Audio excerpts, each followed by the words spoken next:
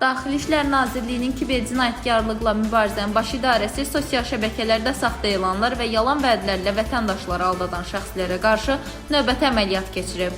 Saxlanılanlar Şahin Rəcəbov, Akşin Bədəlov, İlkin Niyazov və Cəfər Cəfərov hamısı müxtəlif üsullarla yüzlərlə insanı aldadaraq pul vəsaitlərini ələ keçiriblər.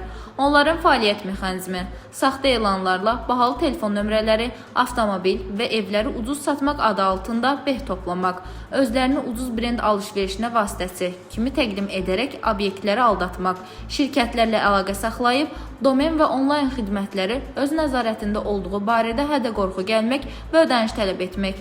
Araşdırma nəticəsi cinayət işləri başlanılıb, Rəcəbov və Bədəlov barəsində həbs qətimkan tədbirləri seçilib, digər şəxslər barədə alternativ qətimkan tədbirləri tətbiq olunub. Vətəndaşlara çağırış: tanımadığınız şəxslərə onlayn ödəniş etməyin, saxta elanlara aldanmayın. Şübhəli hallarla rastlaşdıqda dərhal polisə məlumat verin. Dilbər Vüqar qızı, Bölgə TV.